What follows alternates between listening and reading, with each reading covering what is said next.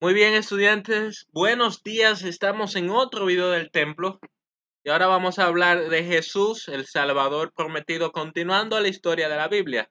Y recuerden que hemos visto que desde el comienzo mismo, cuando Adán y Eva pecaron, que desobedecieron a Dios, Dios prometió que vendría un Salvador, que iba a restituir la especie humana, iba a arreglar la relación que Adán y Eva rompieron con Dios. Entonces nos cuenta la Biblia que este personaje vendría de la familia de la mujer y que vencería o pisotearía la cabeza de la serpiente. Ahora, de nuevo, la serpiente no era un animal al azar, sino que era Satanás mismo que había entrado al huerto y engañado a Eva, ¿verdad? Entonces, vendría este Salvador de la descendencia de la mujer a vencer a Satanás y su imperio, de donde tenía todo el mundo bajo su imperio y bajo su reinado, ¿verdad? Entonces nos cuenta la Biblia que este Salvador vino, pero para que llegara ese Salvador, vimos cómo todo el Antiguo Testamento relata una historia de que Dios escoge a Abraham para que de su familia nazca este Salvador, pero de la familia de Abraham tenía que ser de la descendencia de Isaac, no de Ismael. Pero de la familia de Isaac, Dios escoge a Jacob para que de esa familia nazca Jesús. Y Jacob tiene muchos hijos. Ahora, por el plan de Dios, uno de sus hijos, José, es vendido esclavo a Egipto. ¿Para qué fue vendido? Hemos dicho que para salvar a toda la familia, porque de entre esos hijos de José, Judá fue el escogido por Dios para que siguiera la familia del Salvador.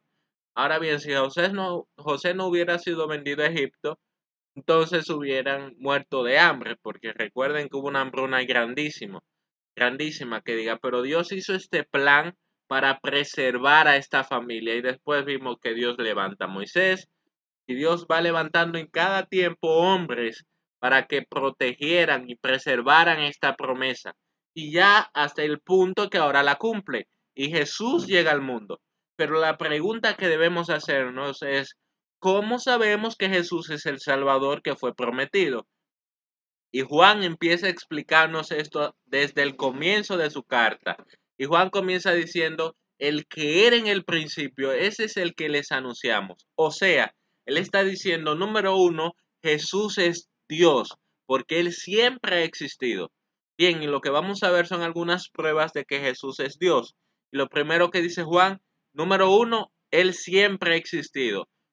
Dios es el único ser eterno, o sea, que no tuvo principio y que tampoco tiene final. Y Juan está diciendo, Jesús nunca ha tenido principio ni ha tenido final. Él siempre ha estado con Dios. Pero luego Juan no se detiene ahí, perdón, y Juan dice, Él fue que creó todas las cosas. Y eso nos lleva a Génesis, porque recuerden que Dios en Génesis es el que habla y todas las cosas son creadas. Pero Juan nos está diciendo que Jesús es el verbo de Dios, es la palabra de Dios. O sea, que a través de Jesús fue que Dios creó todas las cosas. Jesús ya estaba en Génesis 1, cuando todo fue creado. Jesús fue el que lo hizo junto con Dios, porque son el mismo Dios. Entonces nos cuenta la Biblia nos cuenta Juan, el que escribe la carta, que Jesús es eterno, pero también es creador. Pregunta, ¿alguno de nosotros puede crear algo? O sea, de la nada decir que aquí aparezca, qué sé yo, un cuaderno y va a aparecer. Es imposible que eso suceda porque aquí va el otro atributo.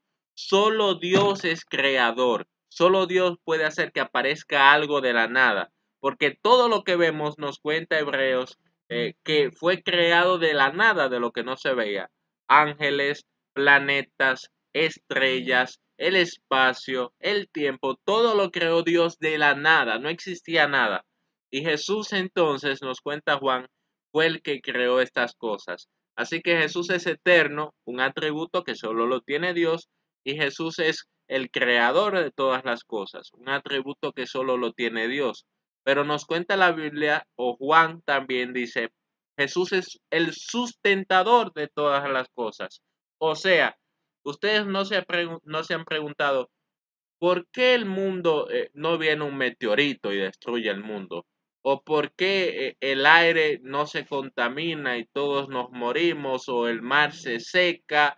¿O el sol desaparece? ¿Por qué todos los días sale el sol, hay nubes, se va el sol, viene la luna? La Biblia nos cuenta que Dios es el que cuida toda la creación, el que la sostiene. Imagínense, es como alguien que le echa agua a las matas, a las plantas que tiene en su casa para que las plantas crezcan y no se mueran.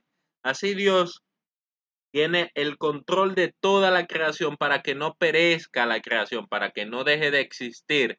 Y nos cuenta Juan que Jesús es el que hace esto, el que sustenta todo. Ahora Él lo hace sin esfuerzo alguno, porque es Dios, claro está. Y nos cuenta entonces que Jesús es eterno, que es el creador y que Él es el que sustenta. Así que a medida que Juan va contando esto, nos relata una historia y nos dice, miren, que Juan estaba predicando y Juan ve a Jesús y Juan el Bautista dice, ese es el Cordero de Dios que quita el pecado del mundo. Ese es el Salvador que Dios prometió. Así que Juan el que escribe, ¿verdad? Del discípulo de Jesús, nos dice, hay un testigo ya. Ese dice que Jesús es Dios, que es el Hijo de Dios. Y luego suma más testigos, porque hay un discípulo de Juan el Bautista que se llama Andrés, que cuando escuchó que Juan el Bautista dijo que era el Cordero de Dios, comenzó a seguir a Jesús. Y entonces duró un día con Jesús y luego de ese día salió a decirle a todos los que conocían, he encontrado al Salvador que se había prometido. Y así le contó a Pedro esto. Y también Felipe, que había estado con Jesús, fue y le contó a Natanael, uno de sus amigos, que habían encontrado al Mesías. Así que desde el primer capítulo, Juan, el discípulo de Jesús, ha establecido que Juan el Bautista, Andrés, Pedro, Felipe, Natanael, 5 testigos ya han dicho que Jesús es Dios. Y así cuenta, sigue relatándonos más cosas para que nosotros creamos que Jesús es Dios, que Jesús es el Salvador prometido. Y ustedes saben, al principio Natanael dijo, no, no, Jesús no es ningún Salvador prometido. Pero Jesús solamente le tuvo que decir, cuando tú estabas debajo del árbol, ahí estaba yo contigo. Y ustedes saben qué hizo Natanael cuando escuchó esto. Le dijo, Señor, tú eres Dios. Porque donde estaba Natanael no había nadie, solamente estaba él. ¿Qué es lo que nos está diciendo esto? Que Jesús está en todas partes. Natanael sabía que ahí no había nadie, que nadie lo había visto y que él solo estaba ahí junto con Dios. Pero cuando Natanael escuchó que Jesús le dijo, yo estaba ahí cuando tú estabas debajo de la higuera, Natanael creyó en Jesús. Y para acabar el templo de hoy, Juan sigue y relata una historia de una boda que invitaron a Jesús y ya los pocos discípulos que tenía esa boda y se celebró la boda en Caná. Ahora la boda no era como la conocemos hoy en día, que es una ceremonia de un día, una tarde, una noche, sino que duraban 7 días. Y como duraba tanto, nos cuenta la Biblia que se acabó el vino. Como duró 7 días, ya el vino se acabó y María le dijo a Jesús, María la madre de Jesús le dijo, no hay vino, que ayúdales ahí. Y Jesús les dice a los que estaban en la boda sirviendo, les dice, búsquenme algunas tinajas y échenle agua. Y ellos empezaron a echarle agua a las tinajas y de la nada aparece, en vez de agua, aparece vino.